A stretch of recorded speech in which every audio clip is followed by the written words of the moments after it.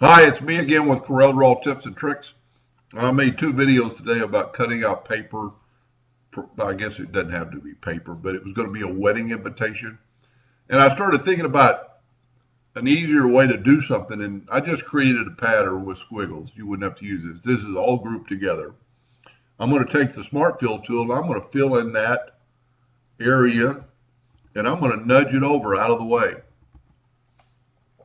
I'm going to left click, right click, and then I'm going to put this on top of it, about there. I'm going to select it all, and I'm going to, you always get confused front minus back, but that worked. Now we're going to get rid of this inner oval, and we're going to take our new item and put it in there. What this did, in the new parts in black, we can make it all in red, just so you can imagine. It's allowing the paper to be cut, and we'll just smart fill it and you'll see what I'm talking about. But we need to make some breaks into our bride and groom so it will hold together, because if you cut this out right now, it would fall apart. And for some reason it looks like I've got a double line on our bride and groom, so I'm going to check that first. And no, I do not.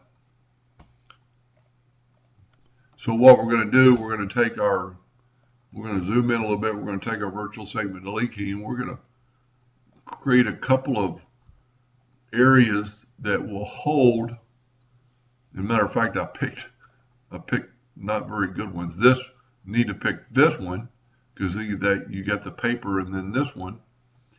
You need to think about letting the paper hold the bride and groom in. So we'll just do a few. So you need to do ones that are going to be continuous, like to the sides, like right there. We'll go and do a few extras. You could actually do them all. Probably wouldn't, well, you can still get the idea of a dress. That's going to cut out. So we've gone too far now, so let's just back up.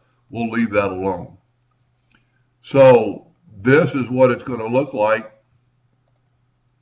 when you cut it out. And I'm not ever going to say you're going to use that pattern, even though that's pretty cool. And you can see, then what I would do is I would move my smart. Let's back up here. I see my lines in there. So I'm going to take my smart fill tool and I'm going to fill it in, and I'm going to move the smart fill out of the way. Then when you take no fill outline, then you get a better copy. You won't have some parts that are broken, because I think in this one we had some parts that will like cut out.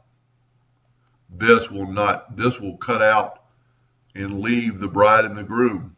Now you still, if you're going to make a wedding invitation, you know, like we showed earlier, you would still make a part to fold the paper, and just to kind of show you what it would look like, we're going to fill that in with light blue, put it to the back of the page, and then if your paper, let's make your paper, let's make it another color like blue, and fill in the blue. That's what your invitation would look like.